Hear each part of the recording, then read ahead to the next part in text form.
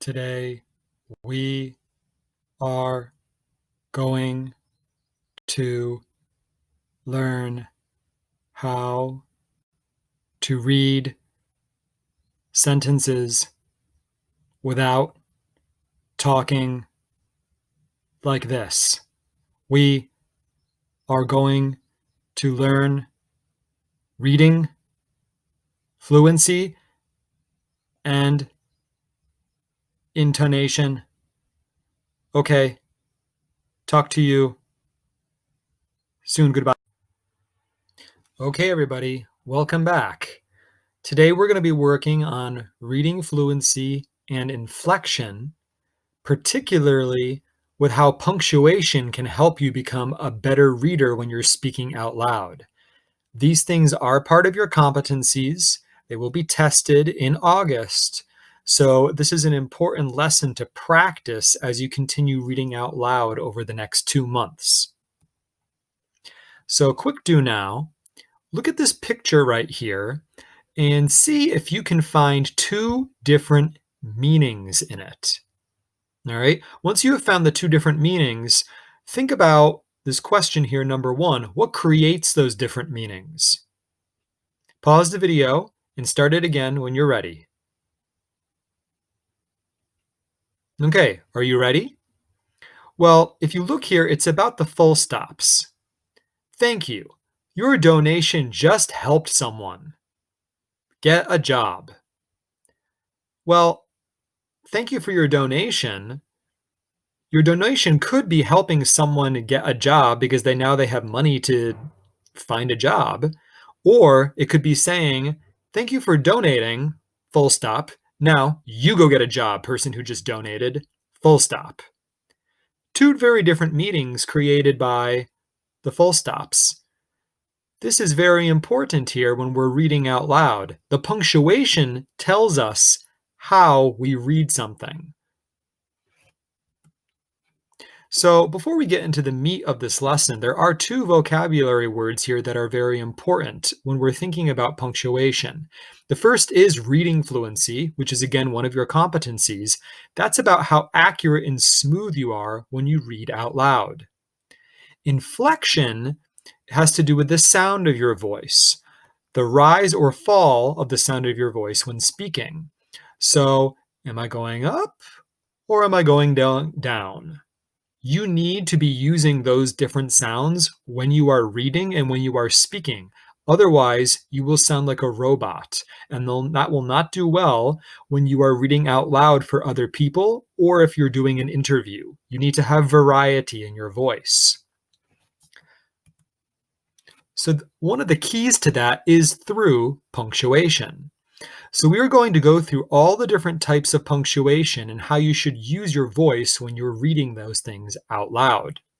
The examples that I'm going to give you of each type of pronunciation or each type of punctuation come from The Strange Case of Dr. Jekyll and Mr. Hyde by Robert Louis Stevenson. It's a short novel about a doctor who discovers a chemical that can separate him into 2 people, the good Dr. Jekyll and the evil Mr. Hyde. Okay, so the first punctuation we're going to talk about is the full stop. The full stop, also known as a period, indicates the end of one thought. One thought, one sentence. When the sentence is finished, there's the full stop. We're ready to begin a new sentence with a new thought. Your voice needs to come to a short pause. The sound needs to go down. You need to sound like this is final. The thought needs to be concluded. So here is an example. I will read it first, and then you can pause the video and you can try and use the techniques that I am using. Pay attention to the red full stops. Now, the hand of Henry Jekyll, as you have often remarked, was professional in shape and size. It was large, firm, white, and comely. But the hand which I now saw clearly enough in the yellow light of a mid-London morning had a swart growth of hair. It was the hand of Edward Hyde. Now notice that I'm putting a lot of stress on that last word. I'm really saying it harshly. It was the hand of Edward Hyde. That really makes it feel like the thought is over with, and it matches with the full stop. Pause the video and you take a try. Success? Let's move on. Now let's talk about the comma. A comma happens in the middle of a sentence. There is still a thought happening. We haven't gotten to a full stop. It shows changes in the way we think, additional thoughts, or includes pieces of information. There should be small pauses and your voice should go up to show the changes in those thoughts. Okay, so here's an example. You'll see that the commas are in the middle of the thought, and there's these added information that the commas help support. We need to pause and keep our voice up to keep the energy moving. Listen to the way I'm doing it, and then you will get a chance to practice. "You know the doctor's ways, sir," replied Poole, "and how he shuts himself up. Well, he shut up again in the cabinet, and I don't like it. Sir, I wish I may die if I like it. Mr. Utterson, sir, I'm afraid." Did you notice how my voice went up? And I paused a little bit every time I used a comma. Try that on your own right now. Were you successful? Let's move on to the next one. Exclamation point. The exclamation point comes at the end of a sentence. It shows that the thought is final, just like the full stop. However, this one shows surprise, excitement, or horror. So to match that, your voice has to go up, it's got to be loud, and it's got to carry a lot of energy. Okay? So here's an example. Listen to the way I'm going to do it. I'm going to add a lot of energy to it. A flash of odious joy appeared upon the woman's face. "Ah," said she, "he is in trouble." What has he done? Now you saw that I put a lot of energy there. I was louder and my voice went up rather than down. Give that a try. Start the video again when you're ready to move on. Ready to move on? Next example, the dash. The dash is found in the middle or towards the end of a sentence. It shows that the thought is about to be finished, but there is one more very surprising thing to be said. You need to build excitement and suspense in your voice by creating a dramatic pause, then suddenly speaking the rest of the sentence louder with lots of energy. So if we look at the example here of the dash, you'll notice that it's almost towards the ends of the sentence. And that last part of the sentence after the dash, I really got to say that whole thing in a very surprised, exciting, dramatic kind of way. And there needs to be a bigger pause where the dash is. I'm trying to just make it exciting and dramatic. Listen. "Ah, that's not Jekyll's voice. It's Hyde's," cried Utterson. "Down with the door, Poole." So you noticed how I took a pause there, and then I said the last part quite loudly, and I kept my voice up. Give it a try. Ready to move on to the next punctuation? Here we go. The question mark.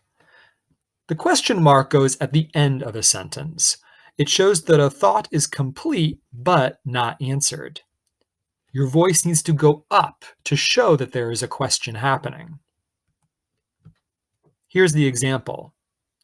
"Yes, I had gone to bed Henry Jekyll. I had awakened Edward Hyde.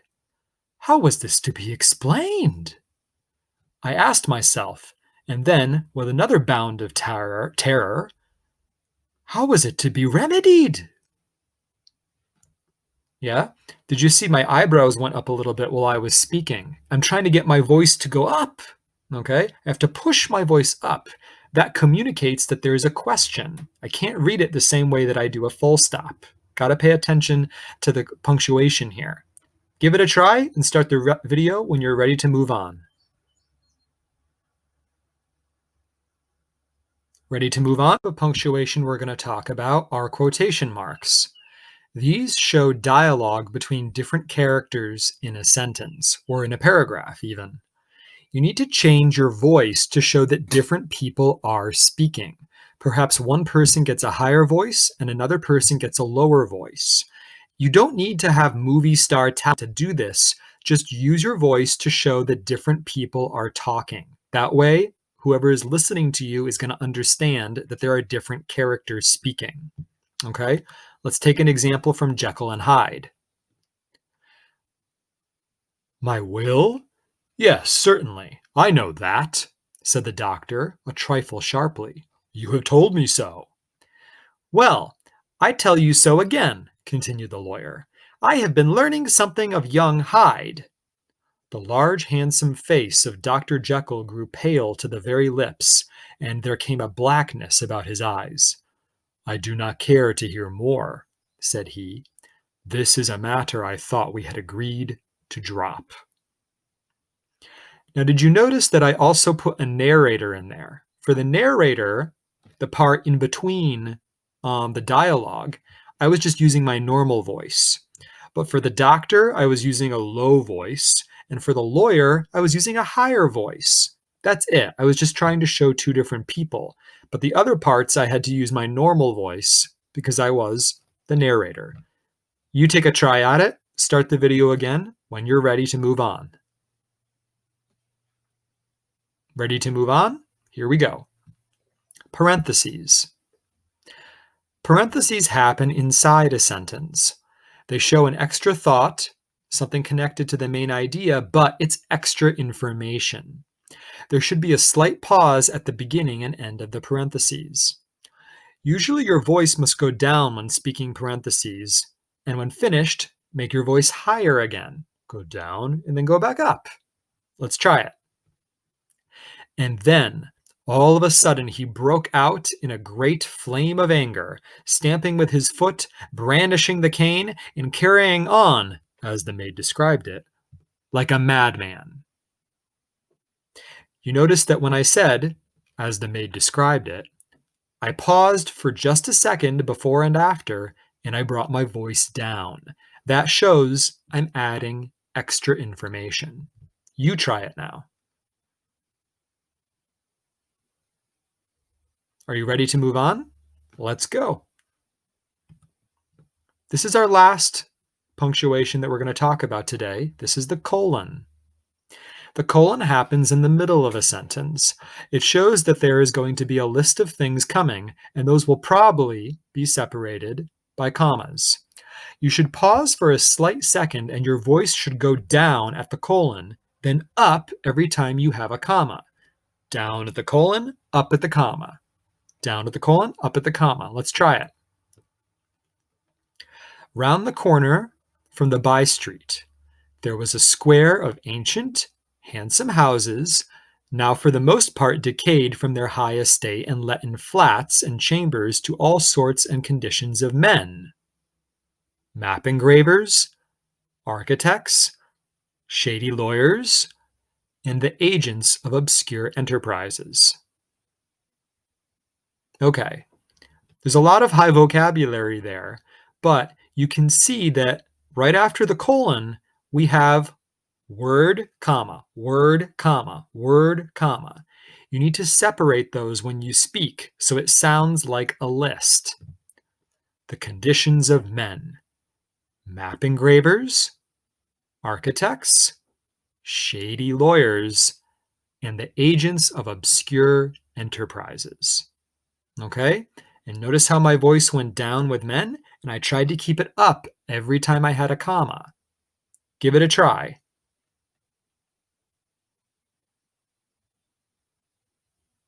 Okay, let's go to the summary.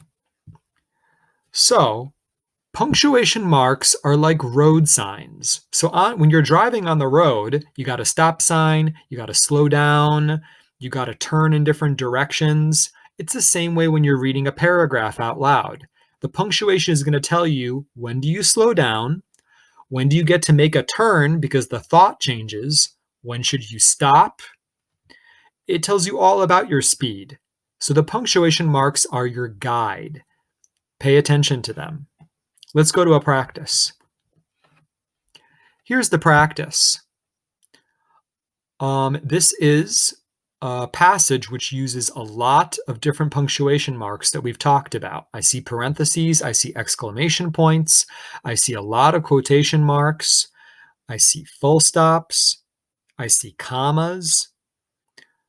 This is a good piece to practice on, okay? What I suggest you do is you try this first and really think of each punctuation mark as a road sign. Your voice is driving down the road, and you need to see what are the signs that are telling you what to do on the road. You give it a try, pause the video, and when you're ready, start it again and listen to the way I read it. Are you ready? Here I go. "What? Jekyll!" he cried. "I trust you are better." "I am very low, Utterson," replied the doctor drearily. "Very low. It will not last long, thank goodness." "You stay too much indoors," said the lawyer.